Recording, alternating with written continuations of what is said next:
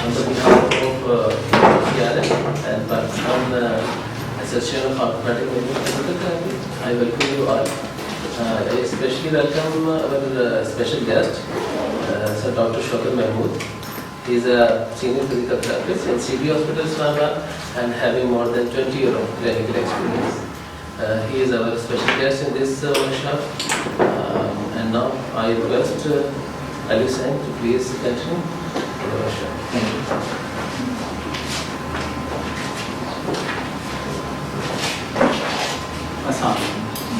Okay, the topic today we are going to discuss is spinal manipulations, and the reason we are going to target today are the thoracic and lumbar spine.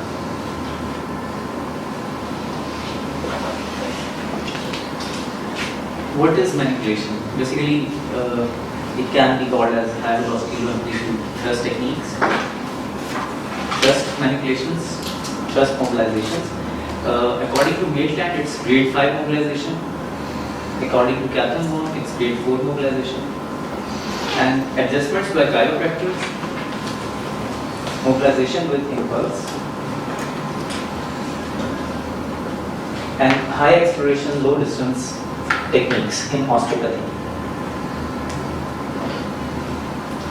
Now, according to American Physical Therapy Association, Guide to Physical Therapy Practice defines mobilization and manipulation as a manual therapy technique comprised of a continuum of skilled passive movements to joints or related soft tissues that are applied at varying speeds and amplitudes, including a small amplitude, high velocity therapeutic movement. So basically, the velocity is very high, but the amplitude is very low. Manipulation Education Committee was formed in June 2003, and it states that thrust joint manipulation, high velocity low amplitude therapeutic movements within or at the end of range of motion. Now, according to Kaplan-Meier, manipulation is a high velocity low amplitude thrust movement most commonly used to normalize joint movement when treating intra-articular restrictions. Intra-articular does not include the joint capsule, but when the joint capsule gets entrapped within the joint, it is called intra-articular lesion. All points on the adjacent joint surfaces move equally apart from one another, resulting in separation of joint spaces. There was a legislation challenge in America and different states of the world. Opposition to physiotherapists performing thrust joint manipulation started in 1960. Opposition intensified in the 1990s in response to PT professional movement toward direct access and doctoral education. 23 states had legislative challenges in 1998. Now the response of our profession was orthopedic section of APTA was founded in part in 1974 to mobilize and organize response to chiropractic challenges. American Association of Orthopedic Manipulative Physical Therapists. It was founded in 1992 partially for the same purpose and to meet international standards of residency and fellowship training in orthopedic manual physical therapy programs. APTA Manipulation Task Force, it was formed in 1999 to further coordinate APTA and EOMT response to chiropractic legislative challenges. Now, talking about history, one of the oldest and most commonly used manipulative techniques practiced by a variety of healthcare practitioners. Hippocrates, the father of medicine, wrote a book on setting joints by leverage. He used special spinal traction. This is the real table that is present in Philadelphia, and reduction of dislocated shoulders. Bone setters. Brian Moulton is a very prominent one. He published a complete bone setter in 1656. Bone setting flourished in Europe during the period of 1600 and 1900s. No formal training, techniques passed on within families. Clicking sound thought to be due to moving bones back into place. Wardenburg, in 1871, he wrote a book naming bone setting. This is how it looked like in 1878. This is the real picture of that book. Osteopathy, Andrew Tistel, the founder of osteopathy. In 1896, founded the first school of osteopathy in Kirksville, Missouri. They say that there is a rule of artery. Manipulate the spine to restore the blood flow and restore body's innate healing ability. Osteopaths currently licensed to practice medicines in all states.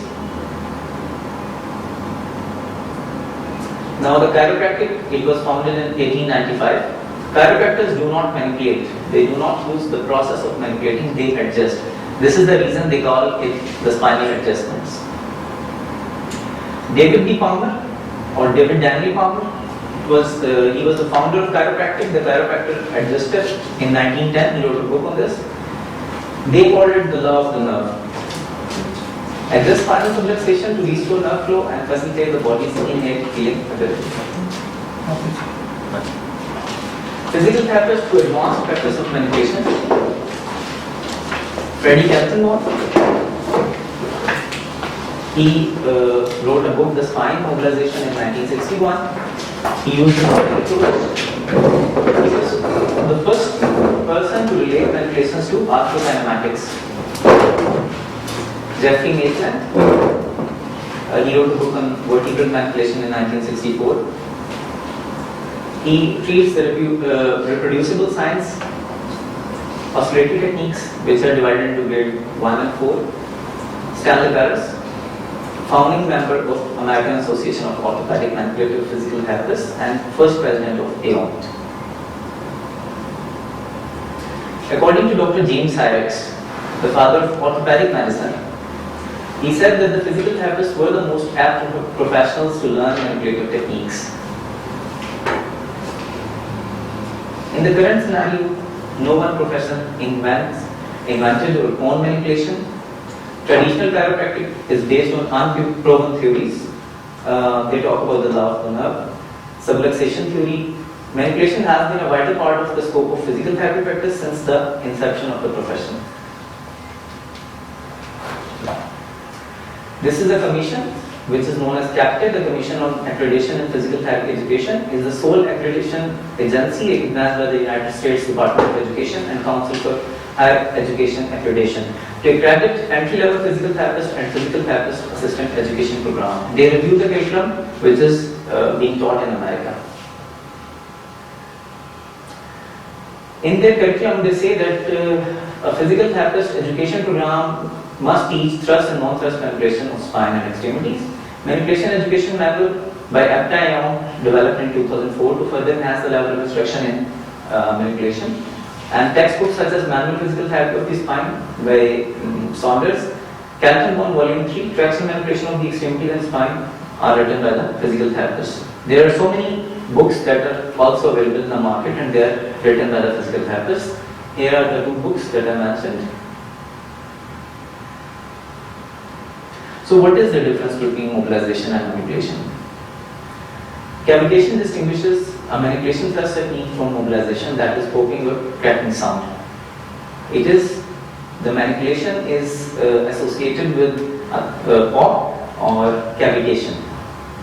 According to some authors, mobilization can be stopped by the patient, whereas the patient cannot stop manipulation as it is a high velocity procedure. This is a device that chiropractors use and it is called as spine adjuster. Look well to the spine for the cause of disease, according to the Hippocrates.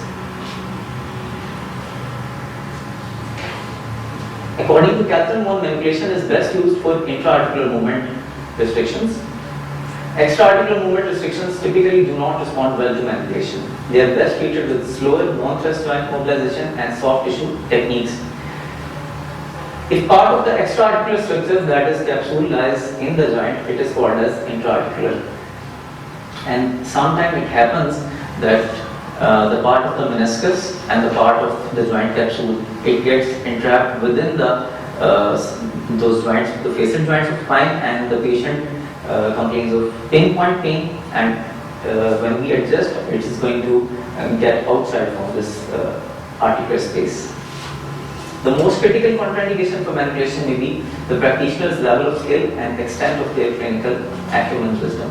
Basically, manipulation, they are highly skilled movements, and if you're not able to perform them well, you can produce so many complications. Now there are some contraindications to manipulation, and we divide them into absolute and relative.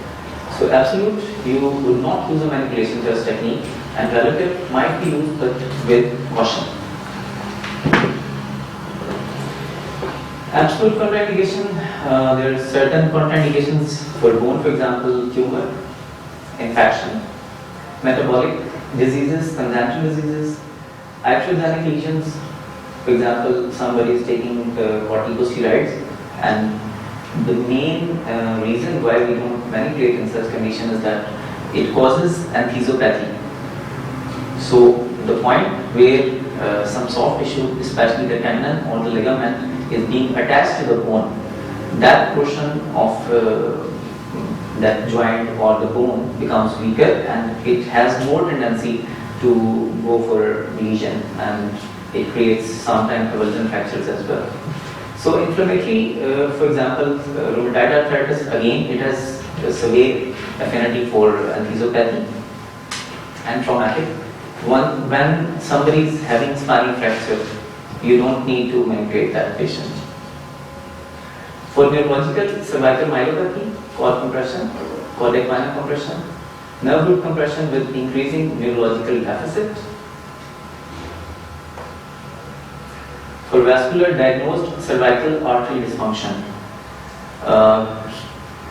there is an artery which passes through the foraminal transverse area, and it's called the vertebral artery in the cervical spine. So this vertebral artery, if it is not patent, if it's not working well, or there is some compression or there is some abnormality, you need not to manipulate that patient, because that patient can die.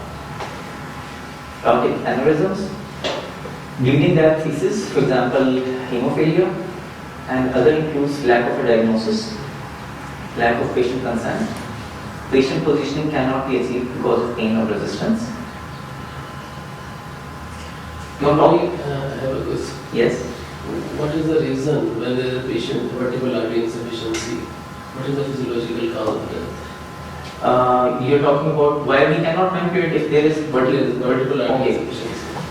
If we see at the spinal model over here,